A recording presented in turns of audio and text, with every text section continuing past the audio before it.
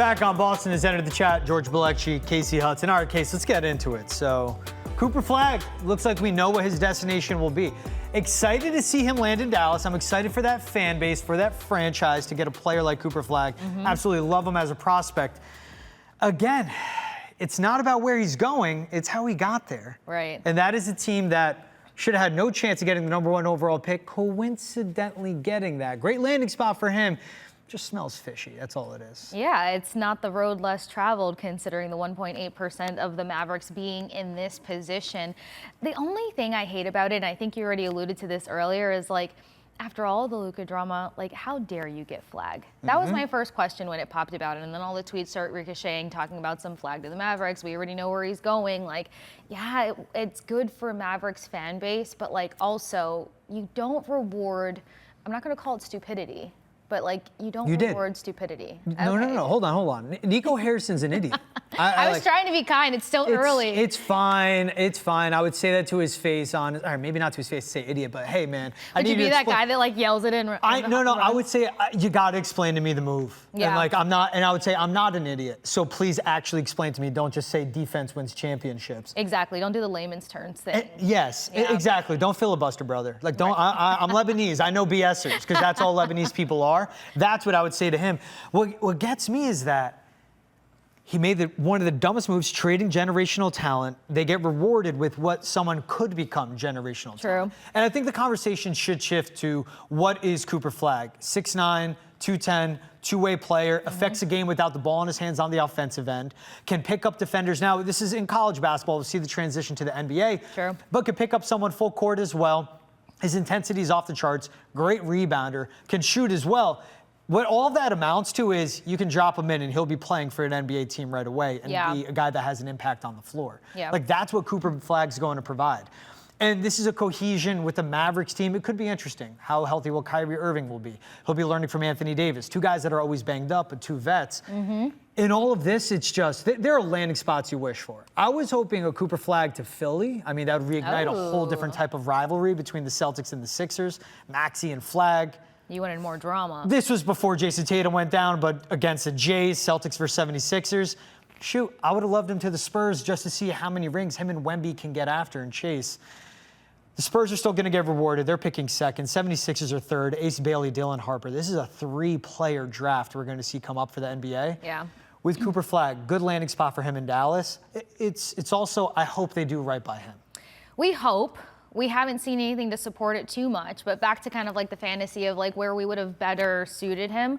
I liked the idea of him and Wemby being together. You know, you got two young guys who are going to carve out their identity and like become franchise players. And when you talk basketball, or at least how basketball has been regarded to me, you're always looking for like big three. Like, you're looking for an identity of like three guys that like are the entire face of everything. And I feel like he would just kind of level up that situation. And a lot of things that were being discussed in terms of where he could end up was like, what's the best pairing for him? Him going to a Mavericks team where you're hoping that veterans are going to pour into him, where you're hoping the Mavericks are going to do right by him. Like, it's a little less sexy than I thought.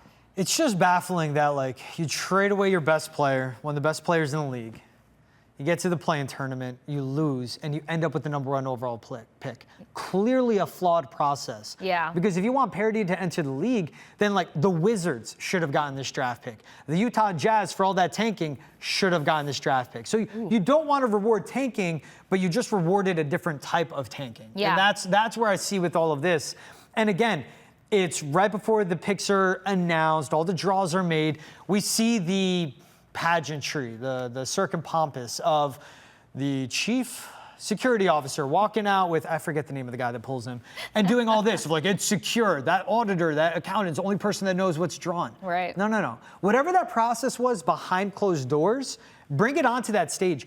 I don't care that Zion Williamson's out there. I don't, respect to the great, I don't want to waste Hakeem Olajuwon's time. Let that man do what he wants. He already gave so much to the game. No, take the drawing up to that main stage, draw the picks live, and if you want to buck all this talk about conspiracy and it being fixed and you doing favors for the Mavs, that's what you got to do, Adam Silver. You got to do right by the integrity of the league, because right now it's a mockery. Yeah, and I was gonna ask the daft question of like, why is that not the process? No idea. Because we just had the NHL lottery, and you're sitting there watching this like Jeopardy-style situation. I would take that place, and MIT it's like, equation over what the NBA did. I would. It didn't make sense what the NHL was doing, but we saw it happen live. yeah, exactly. And so I don't know, so many question marks around it, but it doesn't take away from the sting of the situation. Another team that got kicked around a lot for better partnership for Flagg and what he would mean to the NBA right off the bat was him playing in the Hornets with LaMelo Ball and Brandon Miller. What do we think of that? I mean, that would have been a great nucleus. I didn't want him going to Charlotte, though, because Charlotte's always like that middling team. Like, he would just get Like, lost in the ether. what do you make of Charlotte? They're middling. Just Right. like they're a PB&J sandwich. Like, you know what you're going to get with it. It's consistent. You'll take it, like if you're watching on NBA TV. But at the end of the day, you don't go out of your way for a peanut butter and jelly sandwich. And, like, that's what I feel like the Hornets are in a way. It would be him and Philly reigniting that rivalry, a historic franchise. It would have been him with the Spurs, seeing what him and Wemby can accomplish all together. It's going to those like story type franchises, or it would have been him in Utah, which would have brought a different flavor out west. And a team, again, that has a lot of young pieces and a good fan base. Him in Charlotte, it's just like, nah.